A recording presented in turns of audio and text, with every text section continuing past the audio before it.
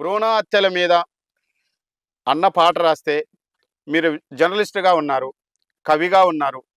మీరు సమాజానికి మంచి చెప్పడంలో భాగంగా మీరు గూడా అలాంటి అసమానతల పైన పాట రాశారు. మీరు రాసినటువంటి పాట గూడా పాడండి. యాక్చువల్‌గా ఒక సందర్భం ఏం నడుస్తుందంటే, వర్గీకరణ ఉద్యమం నడుస్తున్నది. ఆ వర్గీకరణ ఉద్యమం ఏందంటే, ఇద్దరు అన్నదమ్ముల మధ్యన జరుగుతున్నటువంటి వివాదాన్ని కలిసి పరిష్కరించుకుందాం అనే సమస్య మీద రాయటం జరిగింది. అప్పుడు 13 సంవత్సరాలు ఆ పాట రాసేటప్పటికి. ఎంఆర్‌పీఎస్ ఉద్యమంకి 13 సంవత్సరాలు ఉన్నాయి. ఆ సందర్భం గురించి పాట. అరే మాదిగన్న ఢిల్లీ మంత్రులకు సవాలు చేయ పార్లమెంటుకు పయనం రండి, పార్లమెంటుకు పయనం రండి, పార్లమెంటుకు పయనం. మాదిగన్న ఢిల్లీ మంత్రులకు సవాలు చేయ పార్లమెంటుకు పయనం రండి, పార్లమెంటుకు పయనం రండి, పార్లమెంటుకు మనము ఒక్కటిగా వారే మన హక్కులు తెలపాలే మాయన్న మాదిగన్న. ఏళ్ళకెండుగా ఎట్టి చేసిన పొట్ట గడవలే బతుకు మారలే బాధ తీరలే, బతుకు మారలే బతుకు మారలే బాధ తీరలే. ఎంతకాలమన్నో ఇక ఎదురు తిరగరన్నో, తరాలు తరగని వృక్షం రన్నా చేబీచీడే విభజనలన్నా మాదిగ జాతి లక్ష్యం రన్నా, మాదిగ జాతి లక్ష్యం, మాదిగ జాతి యుద్ధమన్నో కోరుకు సిద్ధం గండన్నో. మాదిగన్న ఢిల్లీ మంత్రులకు సవాలు చేయ పార్లమెంటుకు పయనం రండి, పార్లమెంటుకు పయనం రండి, పార్లమెంటుకు పయనం. ధర్మయుద్ధమన్నో కోరుకు సిద్ధం గండన్నో. థ్యాంక్ యూ రాము గారు. మీరు ఇంకా కమ్యూనిస్ట్ పార్టీ ఉద్యమాలలో చాలా తిరిగారు. అట్లనే మీకు ఈ కళారంగంలో పాటలు రాయటానికి, కళారంగంలో రాణించడానికి మీకు ఎవరు స్ఫూర్తి? ఎవరిని చూసి పాటలు నేర్చుకున్నారు? ఎవరిని చూసి కళారంగంలో వస్తున్నారు? వాళ్ళ గురించి. వాస్తవంగా మేము ఇక్కడ ప్రజానాట్య మండలి అనేది కళాకారుల సంస్థ ఉండేది సూర్యాపేటలో. ఆ కళాకారుల ద్వారా మా దగ్గర గట్టిముల వీరయ్య, లక్ష్మల సత్యం అనే వాళ్ళు మాకంటే పెద్దవాళ్ళు. వాళ్ళు ప్రజానాట్య మండలిలో కళాకారులుగా వీధి నాటకాలు వేయటం, అక్షర కళాయాత్రలో ఆ కళాయాత్రల ద్వారా తిరుగుతున్నప్పుడు మేము కూడా వాళ్ళతోటి పాటు ఈ యొక్క కళారంగంలోకి ప్రవేశం చేయటం జరిగింది. వాస్తవంగా పాట రాయటం అనేది అప్పుడు యశ్పాలన్న ఉండే.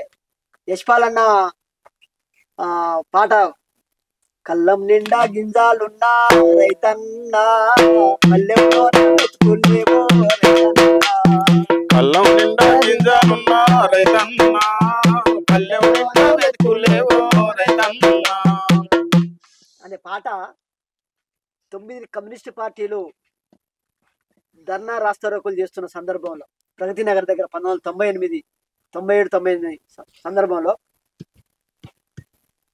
పెద్ద మీటింగ్, ఆ 15-20 రోజులు ధర్నాలు రాస్తారోకులు అయిపోయిన తర్వాత తిరుమలగిరి మండల కేంద్రంలో పెద్ద మీటింగ్ పెట్టారు. ఆ మీటింగ్లో నాగన్న పాడిన పాట ఇది.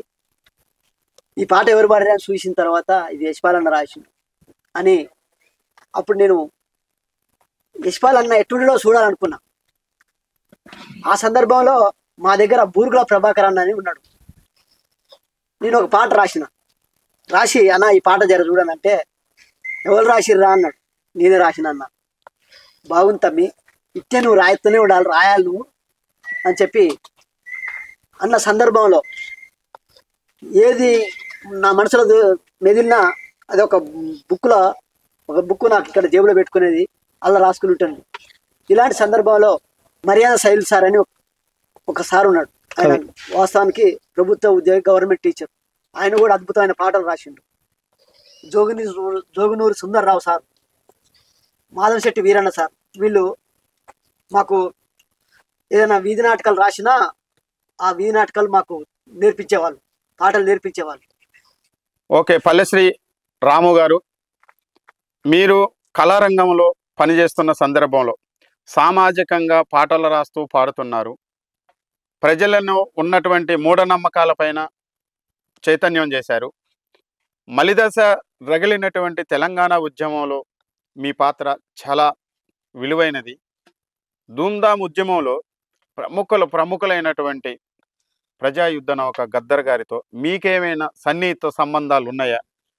గద్దరన్న మీరు వేదికలు పంచుకున్న సందర్భాలు ఏమైనా ఉంటే అది చెబుతూ పాట పాడండి. అన్న మీరు అన్నట్టుగా తెలంగాణ ఉద్యమంలో 100కు 150% నేను ఉద్యమాలలో ధూమ్ధామ్ కార్యక్రమంలో పాల్గొన్నా. స్వతహాగా నేను కూడా పాట రాసిన. దగాపడ్డ తెలంగాణ తమ్ములార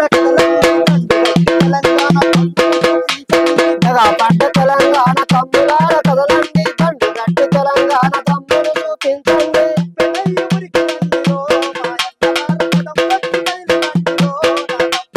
ఉప్పెనయ్య ఊరికి రండిరో, ఎన్నలార కదంలోకి కదలి రండిరో నా తమ్ములారా. 57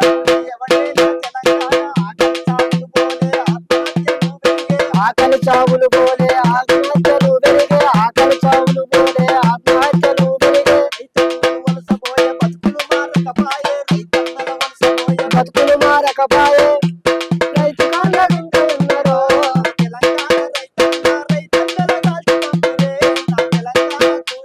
దగాపడ్డ తమ్ములార దగాపడ్డ తెలంగాణ తమ్ములార కదలండి, తండ్రి గట్టి తెలంగాణ తమ్ముడు చూపించండి. దగాపడ్డ తెలంగాణ తమ్ములార కదలండి, తండ్రి గట్టి తెలంగాణ తమ్ముడు చూపించండి.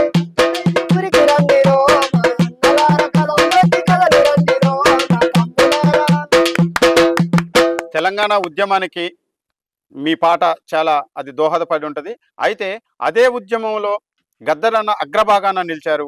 గద్దరన్నతో మీరు పంచుకున్న వేదిక ఏదైనా ఉంటే గద్దరన్న గురించి కానీ, లేదంటే అదే వేదికలో మీరు పాడితే గద్దరన్న ఎన్న పాట ఏదైనా ఉంటే పాడండి. ఉన్నదన్న.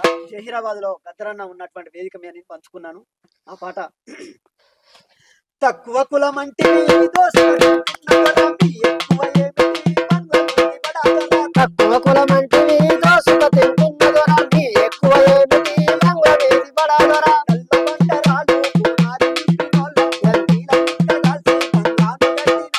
ఎండల్ల బీర కాల్చి బట్టీల ఇసుక కాల్చి బంగాను గట్టినోళ్ళు. మా రక్తమంతా ఒడిపి నీ బంగ్లకు రంగేస్తే నీ వెంటని వస్తువు దోసుక తింటున్నదొరా, నీ ఎక్కిన ఉన్నదా బంగ్ల వీడి పడాదొరా. దోసుక తింటున్నదొరా, ఉన్నదా బంగ్ల వీడి పడాదొరా. నీ ఎక్కువ ఏమిటి బంగ్ల వీడి పడాదొరా.